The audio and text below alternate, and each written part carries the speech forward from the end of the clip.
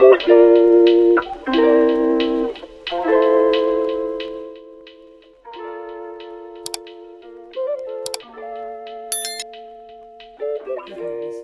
I managed to get on a blog tour for the third book, No Admissions, in the infamous Frankie Lorde series by, and I'm going to butcher the author's last name, Brittany Geragotalis. I think that's how you pronounce it. Author's name should really come with a pronunciation guide. But when I signed up for the blog tour, I didn't realise it was the third book. So I very hastily secured copies of the first and second books, Stealing Greenwich and Going Wild. So I have to read those today before the blog tour tomorrow. I am in luck because they are middle grade novels, so they're fairly short, and middle grade novels tend to be a lot easier to read, so I can get through them quicker.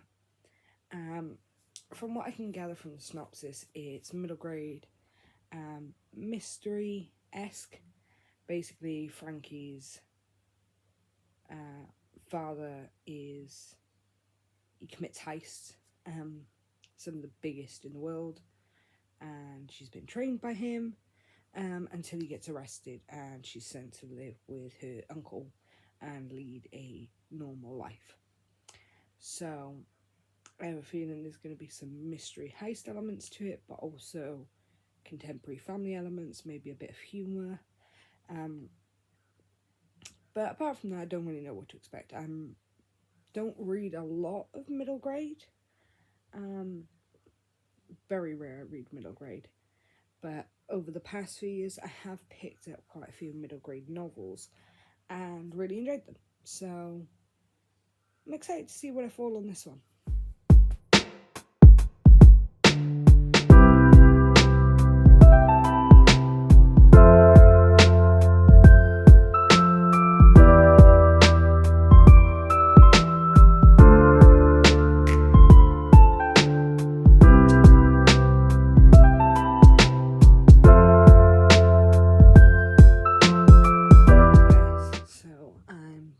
Just over 10% into Stealing Greenwich, and basically Frankie's father is a very infamous thief who's committed several heists across the world, and he's obviously dragged Frankie into this lifestyle. We watch him get caught and get arrested, and subsequently Frankie is shipped off to live with her uncle Scott, who just happens to be a police officer. Obviously, living with her father and learning the tricks of the trade, she's not very happy with the situation or the court-mandated therapy she's having to go through. Obviously, because these books are quite short, I'm not going to do 4 or 5 check-ins like I would normally do with a longer book. I'm probably going to do one at the halfway point and then one at the end. And since I've got to read all 3 books in less than 24 hours, well, just over 24 hours actually, I decided to turn this vlog into a mini 24-hour readathon. So it's taken me just over half an hour to read the first bit while I was doing some other stuff, and yeah, I'll check back in with you throughout the 24-hour period. But yeah, I'll see you again at the halfway mark.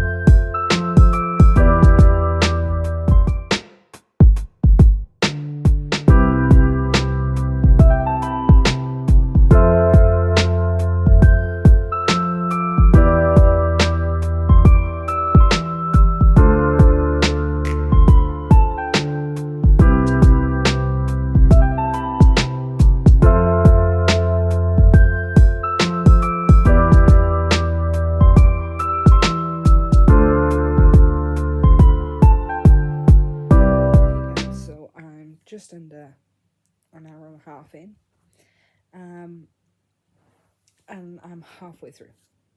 I have to say, for a middle grade, this is really fun to read. So essentially, Frankie goes in to live with her uncle, who's a police officer. He's trying to keep her on the straight and narrow, and form a relationship with her, which he hasn't had the chance to do. However, Frankie soon learns about a case he's working on when she has to meet him at the courthouse where he's been delayed. And there's a very dodgy landlord named Christian Miles, who is scamming a lot of people. Like, he owns properties that are very run down, unlivable, and he gives them to people who need affordable housing. But when they start complaining and wanting maintenance done on the properties, he doesn't respond to them, and when they keep asking him to fix stuff, he evicts them rather than fixing it. And when certain people have taken him to court over this, Frankie knows it's very clear he's going to win because she can tell he's got the judge in his pocket. Obviously, her Uncle Scott explains that, that's the way the legal system works. Sometimes the bad guys go to prison, sometimes they don't. But Frankie is not content to sit by and let this obnoxious billionaire ruin people's lives, and even he's even threatened to get people deported. So she begins looking into him as a mark. Initially, she's gonna get evidence for her uncle, but obviously he can't know it came from her. When Ollie approaches her and tells her that he knows who she is, even though everyone else doesn't, and he wants to help her, and obviously she's used to working with a partner and her father, so she agrees, and the pair are now investigating Christian Miles and learning everything they can about him and his assets. So I think this is going to turn into a heist series, where they're going to go after Christian Miles, try and get evidence to help the court case, and potentially put him behind bars and make a lot of people's lives better. But yeah, I'm excited to see where it goes in the second half.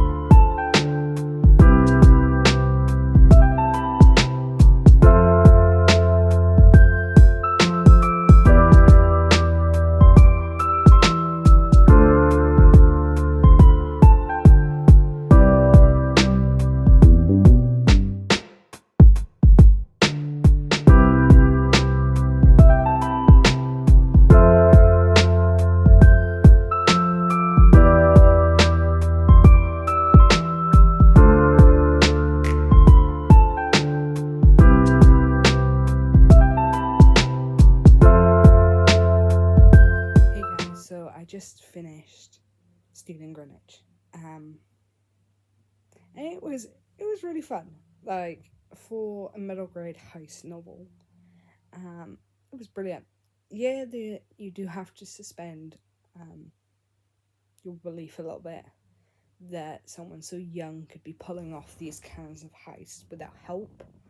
But it is balanced out by the fact, Frankie has been taught from a very young age by her father but you would still expect a bit more drama, a bit more stakes if this was intended for a slightly older audience. But it was really fun. It was fast-paced, it was easy to read. I read it in just under 3.5 hours. So, yeah, really quick, one sitting read. I do love Ollie. Ollie is my favourite character. He is flamboyant. He's a bit clueless, but he's absolutely lovable. Like, best sidekick material. Yeah, the ending was really nice. We get to see Frankie, even though she hasn't left behind her life of crime, she's not just doing it for the money or for herself. She's doing it for others, even though it's technically illegal. She's doing it for the right reasons. So you want her to win. You're cheering her on. I did read the synopsis for Going Wild, and it sounds even more chaotic than the first book, with the rich being supplied with exotic animals, and Frankie makes it her mission to find out who is responsible for this and to free said animals. So I can't wait to see that. So I am now currently just under 3.5 hours into my 24 hours, and I am about to start book 2, Going Wild, in the Frankie Lorde series. Some really cute covers as well. Don't know if you can see it, but there's a little tiger right there. Gives away kind of what the story is about. Yeah, the synopsis sounded interesting, and I really can't wait to get into it.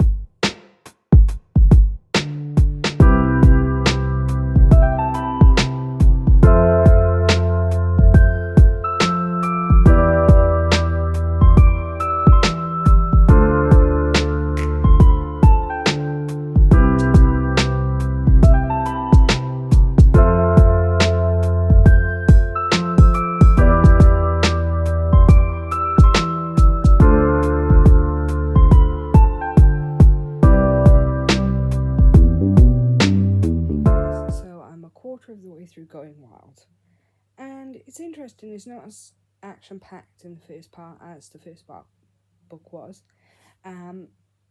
We do see the heist being set up for this book, and it's centered around exotic animals, because Frankie and Ollie are doing volunteering over the school holiday at a place called the Farm, which is an animal shelter. And they've recently been sent in a boa constrictor, which is not native to that part of America, and it could only come in one way, through exotic animal smuggling.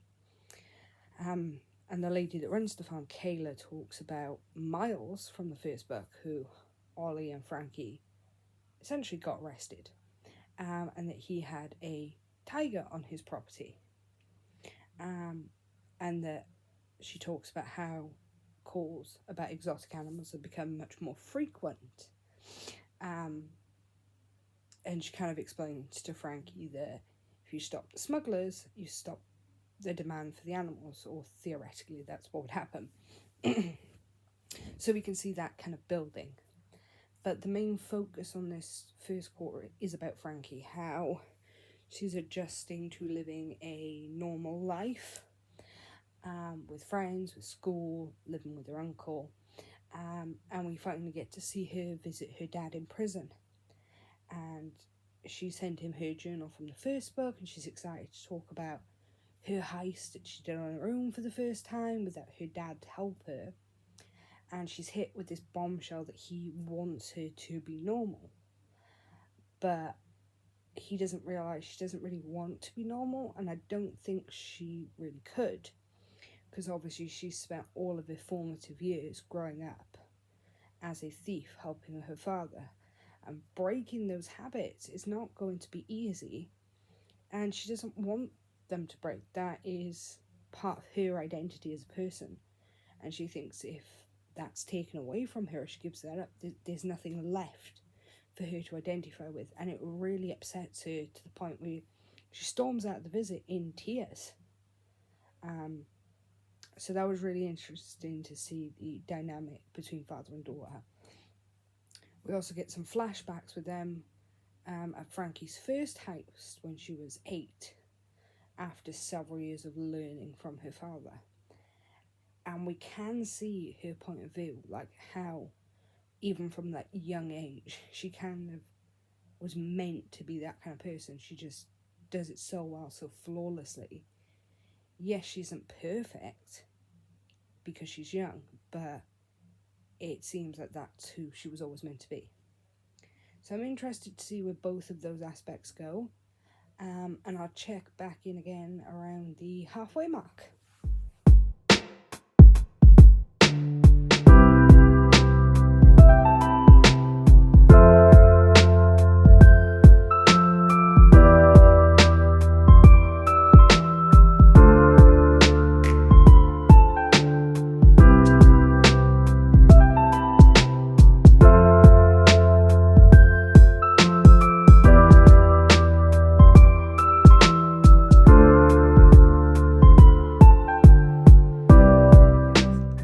Halfway through Going Wild, and it's turned out to be a pretty interesting story. So Frankie, through her unique set of skills, learns that Miles gave up the Brasco twins, specifically the male twin Sam, as giving him his tiger.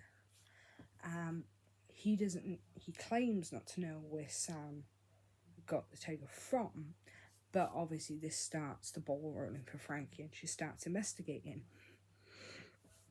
But very quickly she learns the twins are big animal lovers. Literally a massive portion of their house, their life and their career is devoted to their dogs. So she doesn't really believe that they would be involved in animal smuggling when a lot of these animals are treated poorly and sometimes killed or die because of this treatment. But she also sees the twins as quite power hungry. They want to be important, they want to be famous, which also doesn't mesh well with the underground smuggling trade. But she's following it, and she learns more about how animal smuggling works and how and what it means. They also bring in quite a few real life facts, like there were more captive tigers in the US that kept as pets than there are tigers in the wild, which is mind-blowing. You've only got to watch shows like Joe Exotic, Tiger King, to realise how big that trade is, and also how dangerous it is. Exotic cats, when they're 3-4 months old, are deadly to humans, let alone fully grown. But we are still quite heavily focusing on the human aspect of the story. So how Frankie's coping with it, the conversation with her father, how she's deliberately preventing herself from seeing her uncle's home as hers, and Greenwich as a town as her home, because she still believes that she'll go back to her former life with her father, and he's just kind of imploded that. However, she does speak to one of her father's former associates, Angus, who understands where Frankie is coming from, and even offers her the chance to go and live with him, where she'll have more of her former life. And he gives her a couple of weeks to think it over, as he's going to be passing through in a couple of weeks' time for a job anyway. And Frankie's given it serious thought, because she feels caged in Greenwich. Like she can't be herself entirely, because people would look down on her and view her badly for being herself.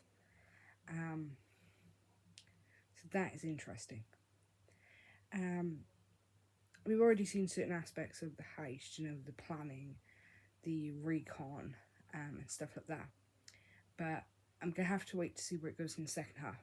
Like in the first book, there was a little bit of planning, a little bit of practice runs, but mainly focused on the characters in the first half, and then got really exciting in the second half. So I'm going to have to see where it goes, and I'll check back in at the 3/4 mark.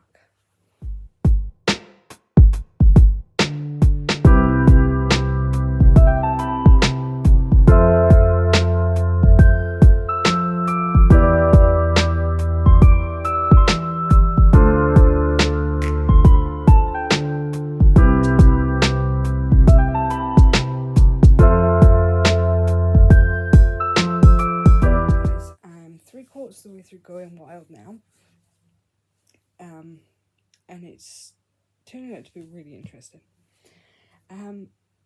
For a while, they didn't think anything was going to happen with the Brasco twins. They found no signs of any exotic animals in there until they literally stumble upon where they keep in tigers and sloths, and end up meeting the very creepy Captain Bob, who takes care of them. Obviously, that information goes back to the twins, and they zone in on Frankie, or her French persona, Brigitte. Kind of sussing her out whether she's a journalist, like she's pretending to be, and wants to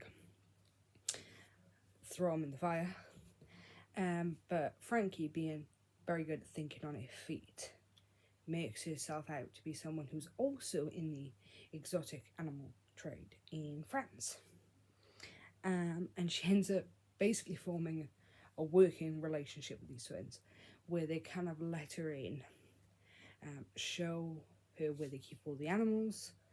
The big ones kept outside on the grounds, and the babies and the ones that can't live outside, like the snakes, which have to be temperature controlled, are kept inside the house.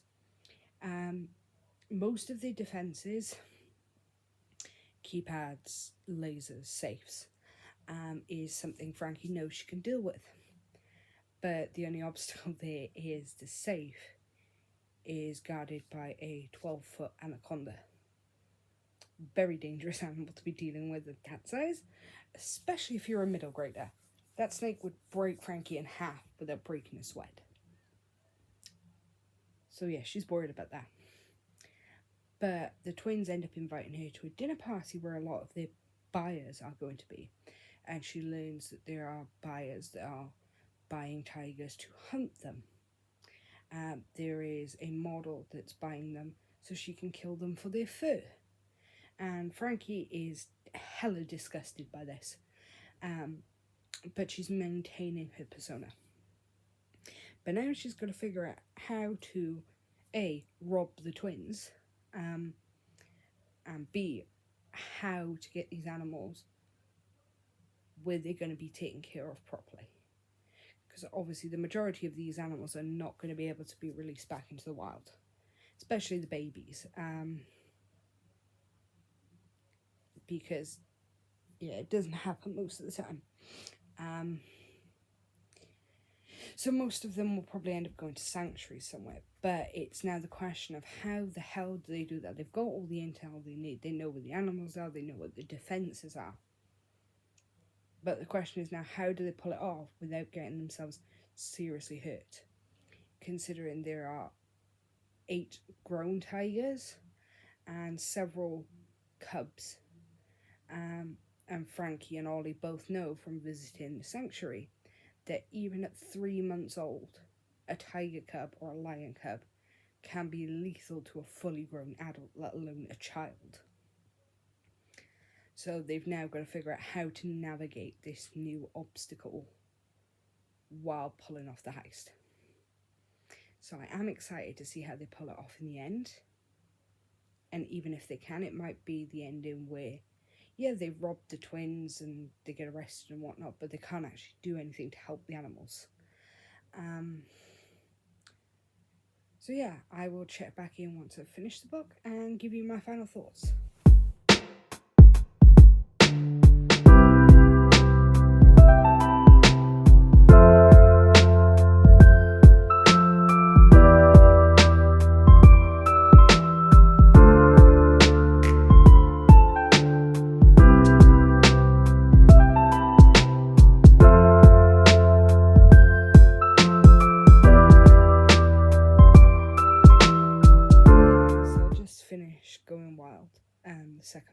Frankie Lorde series, and I honestly loved it more than the first book. Like, the first book was a 5-star for me, it was brilliant.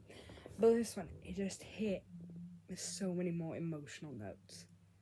Like, not just the scene between Frankie and Ollie where they really solidified their friendship, but that scene at the end between Frankie and her Uncle Scotty, like, literally got me in the feels. Where Kayla ends up saying to Scotty that Frankie was offered the chance to adopt a cat and take her in, and she refused, saying she wasn't a pet person. And Scotty realises it's because Frankie feels that she can't put roots down anywhere because she's never stayed really in one place long enough to have a pet. And she says it's because of his rule of having no pets.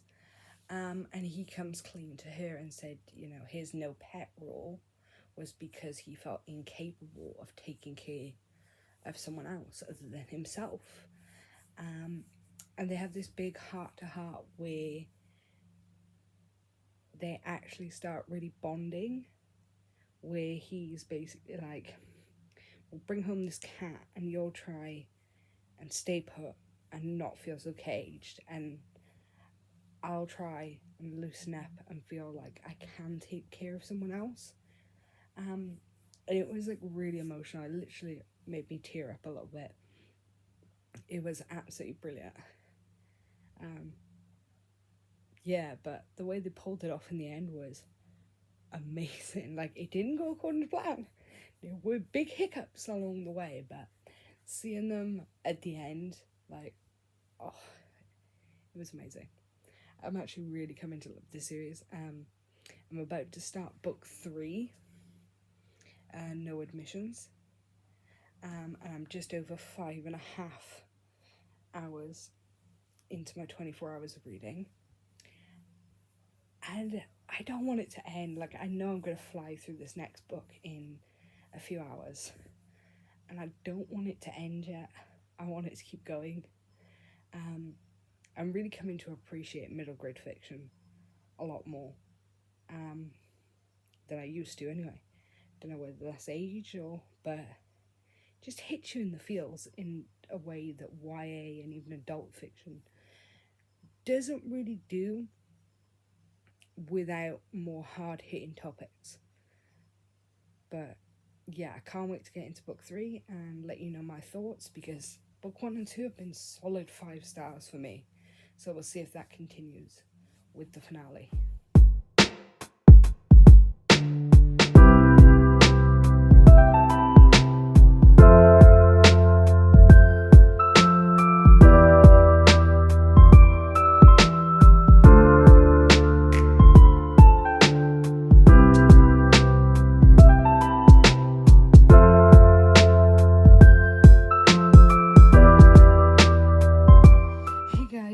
I'm a quarter of the way through No Admissions now, and it's really interesting. So we do get a mini heist at the beginning where Ollie's friend June tells them that her hard drive was stolen. June's upset about this purely because it has her entry for a competition on there, and the prize for winning this competition is scholarship to an elite high school. She obviously gives them a few names of people who are also in this competition at school, and one of them is Annabelle.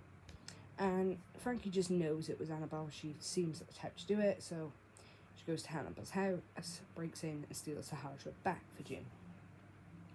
While she's there, she overhears a few parents talking about rigging the admission systems to schools to get their kids in.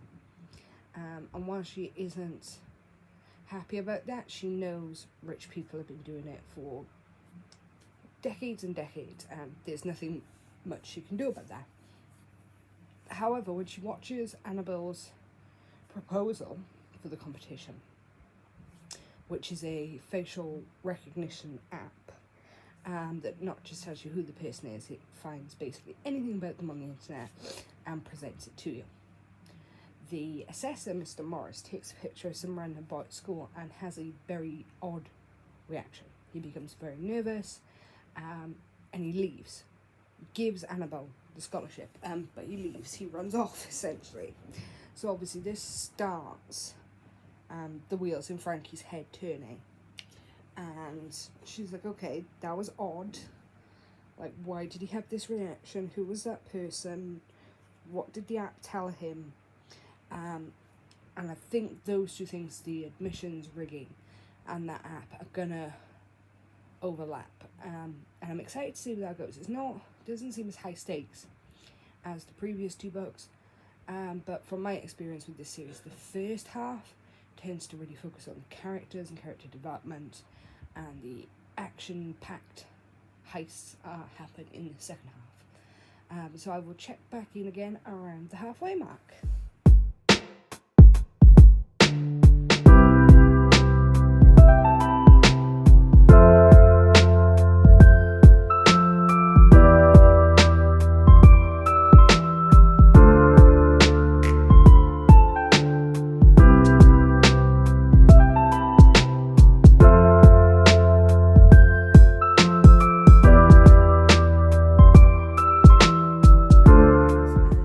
Through No Admissions now, and Frankie has decided to take on the system of rigged admissions.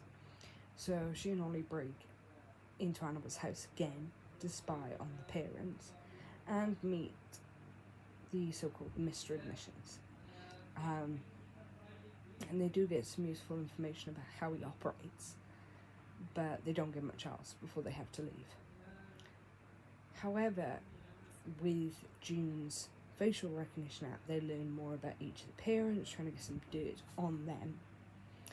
But June turns out to be quite the little inventor, giving Frankie some useful gadgets that might come in handy. And she even drops the idea of bringing June into the group with her and Ollie, making them a trio instead of a duo.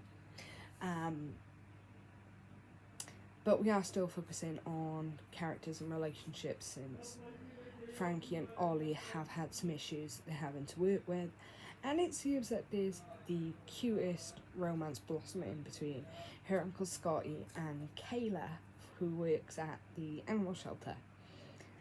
And even Frankie sees this, and she discreetly, throws little digs at her uncle. This is very cute, very wholesome. I'm not sure where this admissions thing is going to go, whether they are going to take down the Mr. Admissions or what's going to happen, but the first half was intriguing, really nice setup. Get to more character development on our favourite characters. And I can't wait to see what it goes in the second half. So I'll check back in again about the 3/4 mark and let you know what's happening.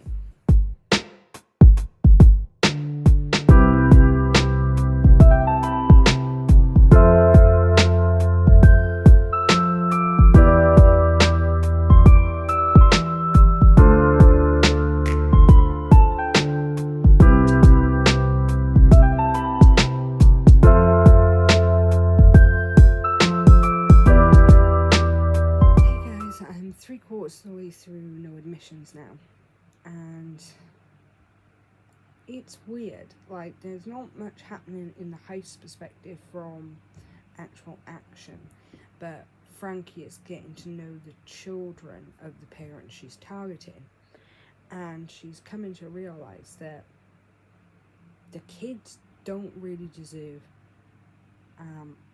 what's going to happen to them if she takes their parents down, especially one at a time. It will ruin their lives, and none of them deserve that. They're actually really nice people. So she's trying to figure something out with that.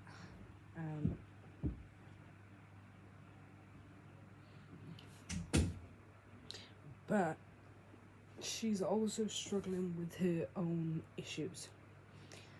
Like, she learns that her Uncle Scotty is dating Kayla, which she doesn't mind because she likes Kayla. She's just really upset with the fact that Scotty didn't talk to her about it, and that didn't include her in that process because it directly affects her life.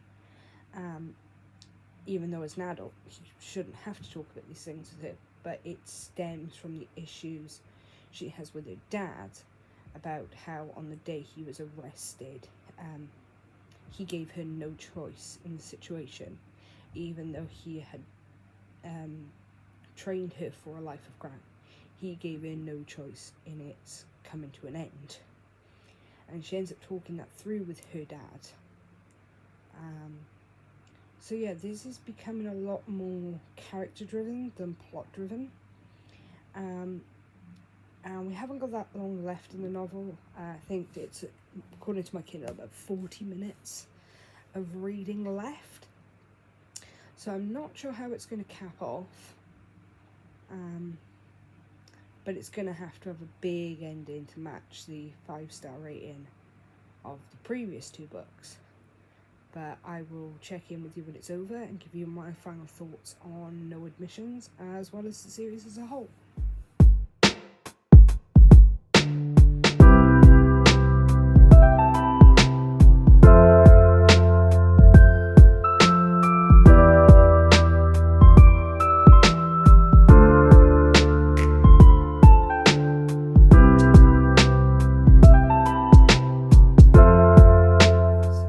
Finished No Admissions.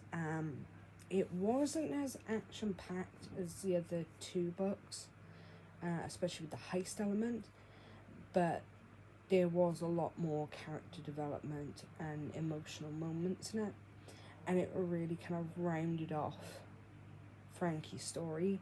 Yes, it does leave openings for more stories, because each book is kind of a self-contained heist story with overlapping characters. But yeah, I really liked the way it rounded off the series. It gave a lot of growth for Frankie and for Ollie, and it really kind of solidified the fact that Frankie now has a home and a place to put down roots that she never had before, and that she is working through her issues surrounding her father and the life they had before. But it just didn't live up to the hype of the first 2. Like, the first 2, while you were reading them, there was always something going on. It was so fast-paced, and you just flew through them. I read this one pretty quickly as well, but it just didn't have that excitement factor that the other 2 books had. So it will only be getting a 4.5 stars, not 5 stars. But the series as a whole would be a 5-star series, because it was brilliant.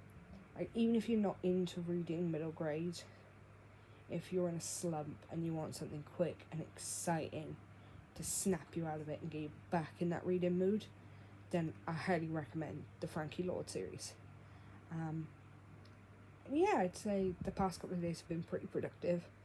I'm currently